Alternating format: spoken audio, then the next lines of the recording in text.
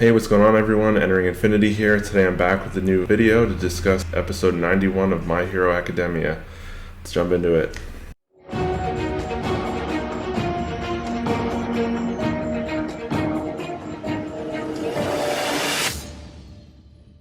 So the episode starts out with recapping where we left off at the last episode, where Deku was basically having the dream where he saw All for One and his brother, and him giving the power of One for All to the brother against his will, and when he was like sickly and frail, and Deku was watching kind of as like a ghostly spirit off to the side, and then we see him kind of wake up, and then he goes in the morning to basically see his mentor, All Might, to discuss basically the contents of his dream and kind of what it all means. And then we get to kind of see a nice exchange of the two of them kind of digesting everything that had happened, and Deku explaining everything he saw in his dream. And we got to find out that All Might actually had the same dream at some point after he received the power as well. And in that dream, he saw his mentor basically tell him that a piece of them will always live inside the power even after they die, which is pretty cool and interesting that he can still kind of tap in and talk to her, or kind of see her again in his dreams, even though,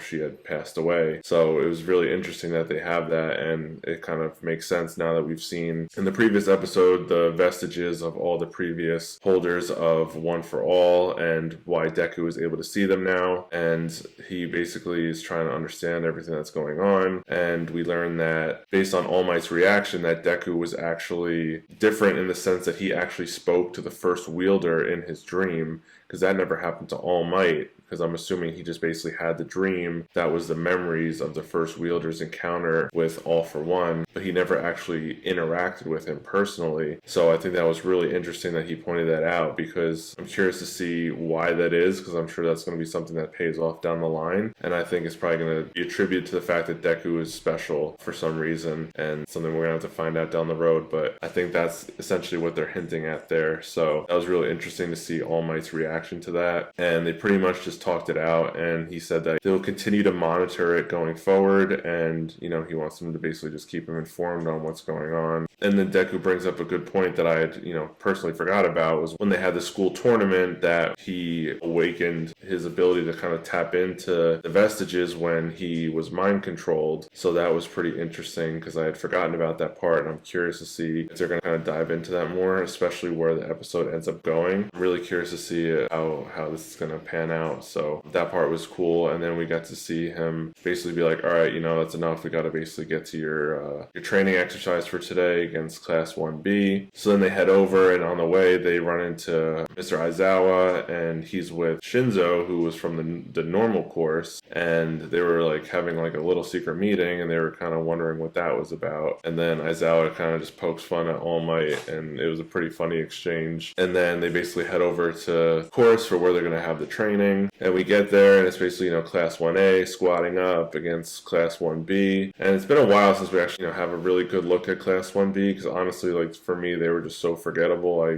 pretty much forgot almost all of them except for maybe like one or two of them. So it's good to kind of see all of them again, and then kind of actually focus the camera on all of them, because there's actually some of them actually had pretty cool character designs that are pretty interesting. Even kind of like their side characters, I feel like some of them had even cooler designs than some of the kids in our Class 1A. So I hope that we get to see more of them, since we're kind of expanding on this as they have this little training exercise against the two classes. And I'm curious to see the different quirks they have in their class, and kind of the different things that they could do. And I'm also curious to see if Class 1B is going to be worked more into the story overall, into like the broader picture, because so far we've really only been diving into Class 1A, and kind of like everything they do ends up in some kind of crazy shenanigans with the League of Villains, and they have to go off and fight them. And Class 1B has kind of just been on the back burner. We haven't really gotten to see anything with them, so I'm wondering if we're going to kind of get more of them in the future, and if this is pretty much set up for that going forward. But pretty much the two classes square off, and then Class 1B, their leader, who's like this crazy theatrical kid, he was like talking shit about the school festival that they had, saying that he did a poll, and he had like a paper, and he's like, I did a poll, and we had 2 more votes than you, that people liked our play better than they liked your music concert. concert, which I have to say, with the like 10 seconds we got to see of their S1Bs play, it was like absolutely hilarious. I wish we could have actually gotten a chance to see more of that, but as funny as it was, I don't know that it was better than the Hero 2 performance, because that was pretty legendary in my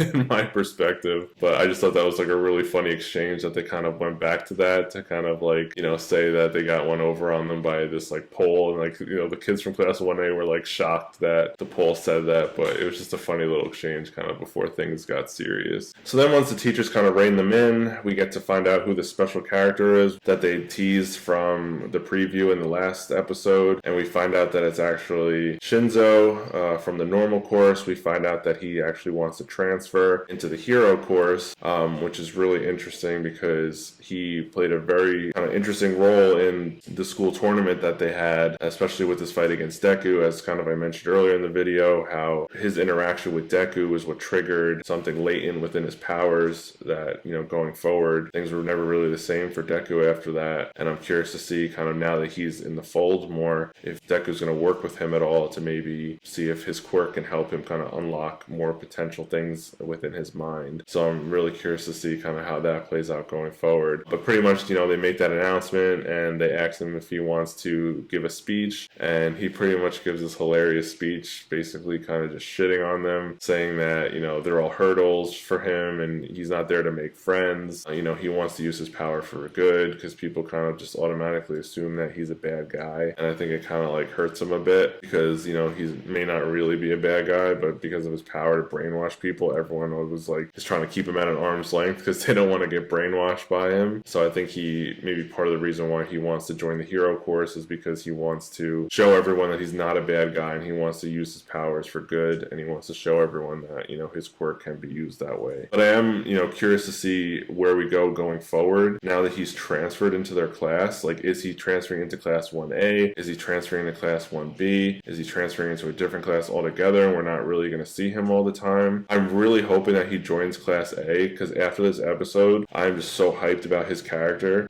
Like, I absolutely love his character design. He has that cool Bakugo feeling where it's like you kind of feel like he's a villain, but like he's not. And he just has such a cool vibe to him. And his quirk is like so cool, and what they did with it in this episode. I'm really hoping that he's in class 1A, but we'll kind of touch on that a little more going forward. But essentially what happens is the teachers pretty much explain that the two classes have to go against each other. It's going to be a 4-on-4 event. There's 20 kids in each class, so there's 5 groups of 4. Except for Shinzo's the odd man out. So he picked a number out of a box to join one team on each side. So it will be on class 1A's team once and class 1B's team once. It'll be a 5-on-4 situation. So he's playing both sides, so it'll be fair. And they kind of said, you know, in order to like kind of handicap it, it's pretty much since he's so new to this and he's not as experienced as them, that having him on the team is kind of not necessarily like a huge advantage number-wise. So they say it kind of balances it out. And also to balance it out, what they have to do is they have to capture 4 people from the other team and imprison them in these like little prisons, which was pretty funny. But essentially they only have to imprison 4 people. So even though there's 5 people on the team that happen to have him on it, they only have to capture 4 of the 5 in order to win. So yeah, so they all like kind of like draw out of the boxes to kind of divvy up the teams. And of course, you know, on class 1A side, all the talent is pretty much spread out. So you got like Bakugo's on one team, Deku's on another team, Todoroki's on another team. So they're not going to just put them all on the same team because I know it would just be way too unfair. But of course, that's how it played out. We pretty much start off the match with one of the groups from class 1A where it's not really like, you know, it's not one of like the big 3 from their classes in it. But it's interesting because they actually have one of the best people from what I think from class 1B, the girl with the hair that's like vines.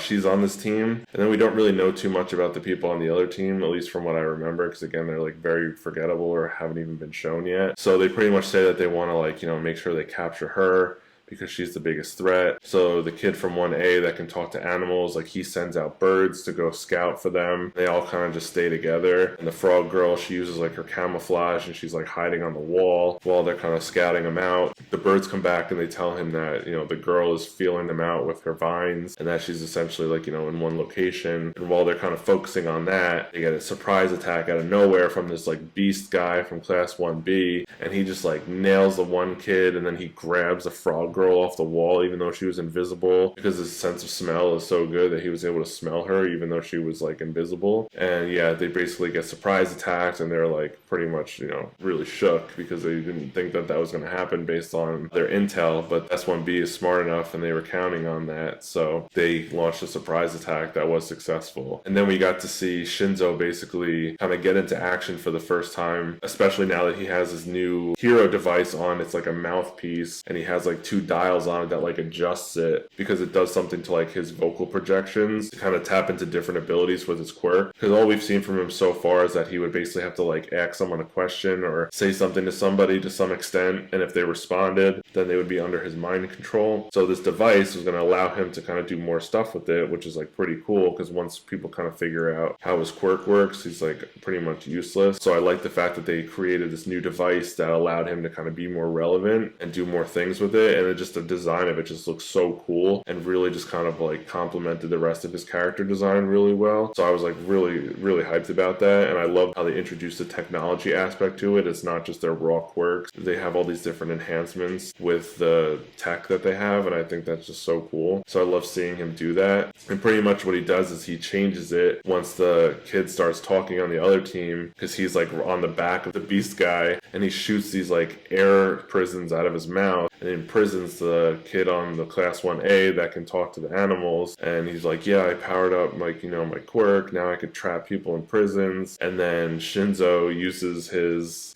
new device and he mimics the voice perfectly of the kid that was on the back of the beast guy from Class 1B, and he says something to him, and the beast guy doesn't realize that it was coming from Shinzo, so he responds, and then that triggers the mind control. So now he's like pretty much under Shinzo's control at this point, which was pretty awesome, because we got to learn that that's kind of like a new tech for his ability, thanks to his device, that it allowed him to mimic the vocals of another person perfectly to trick people into responding. So that's not just him talking directly, because then people could easily avoid it, but when you hear somebody exactly that you think it's an ally, and they'll respond, and it's like just a really brilliant way to kind of use his quirk. So I was really loving that. And so he gets the beast guy under control, and then they kind of start freaking out a bit, and that's pretty much where the episode ends. We didn't really get to see too much of that fight, but yeah, just the small bit that we did get, I absolutely loved what we got from Shinzo. I thought that was really great stuff. Yeah, so that was pretty much the episode overall in a nutshell. It was pretty much, for the most part, kind of a setup episode again, and kind of the build up for what seems like it's going to be a pretty nice chunk of this season, is this kind of exercise between Class 1A and 1B, because this whole episode, like, we barely started the first fight, and there's still another 4 to go, and based on the preview, it looks like this first fight is pretty much going to take off the entire episode of the next one. So looks like we're going to get a lot of content. So I'm pretty excited about that, because I didn't want this to be rushed. But overall, I thought it was a really good episode. I love the fact that they're, incorporating Shinzo into this. I'm really happy that he's transferring into the hero courses. And again, I'm really curious to see which class he's transferring into. I would love to see him transfer into 1A, because I would just love to see how that shakes up the dynamic of their class. Because right now they're kind of all like pretty much complacent in their kind of roles within their class, and I think he would bring an interesting kind of wrench into everything, considering his attitude is not like super friendly. He's kind of just looking at them as kind of a hurdle, and the fact that he needs to catch up to them, that he's so far behind because he hasn't been in that course before. But pretty much from what we've seen, I'm just very impressed with him. He's like, seems like he's one of the more competent people even out of all the heroes that are already in the hero course. So I'm really curious to see what they do with him going forward, but I'm really happy nonetheless that he's involved and transferring into the course. So I'm excited to see where that goes going forward. And I did like the exchange that we got in this episode between All Might and the other teacher when they were talking about who they think is going to win. And we learned that Class 1B actually has higher scores than Class 1A, because they've actually been able to stick to their curriculum, actually learn and develop, at the rate that they were supposed to based on the curriculum. But Class 1A, even though they have lower test scores because they haven't been able to follow the curriculum, they've had so much real life experience thrown at them that Class 1B just simply doesn't have. So it's going to pretty much come down to, how well does the, book smarts and kind of, regular curriculum of, heroes work versus heroes that are getting real life experience. Because I mean, Class 1A, they can't even like take a field trip to the park without some kind of massive attack from like a Nomu or the League of Villains or some crazy thing happening. So they've just got so much real life experience that while their scores have kind of suffered in their classes, their abilities and the experience that they've gotten is way more than what Class 1B has had. So I would personally think that Class 1A is more capable. I think we are going to see Class 1B pulling out new tricks and kind of definitely being stronger. But I'm fully expecting Class 1A to come out on top. But I'm really curious to see the rest of what Class 1B has to offer now that they're kind of really taking the time to expand on these fights and they're not rushing it. And I'm really curious to see, because some of them, like I said, have really cool character designs, and I really want to see what quirks they have, because it's really cool getting to see the new heroes and stuff. So it's always interesting and curious to see what kind of quirks that they have. So yeah, that's pretty much it for this one. And the next one, they have the preview. It's again just the first group fighting each other again. And then based on the little bit we see from the preview, I mean, Shinzo just looks like a pro. Like the way he carries himself, his movements, like everything about him, he carries himself like he's been in this hero course the whole time, and he's just like a top tier candidate. So I mean, they act like he's a handicap and he's so far behind, but that's really not how he seems. Like he seems so well equipped, and I'm just really loving all the stuff with him. Curious to see if he kind of has some one-on-one time with Deku going forward to use his power for good and maybe help Deku like brainwash him to kind of tapping into his mind into different levels that he can otherwise not do on his own. So there's just so many cool things coming, and I'm just really loving the season so far. And yeah, that's all I have for this one. If you liked the video, let me know what you thought. Leave a comment down below and leave a like, and subscribe to the channel if you're new. And as always, I'll catch you all in the next one.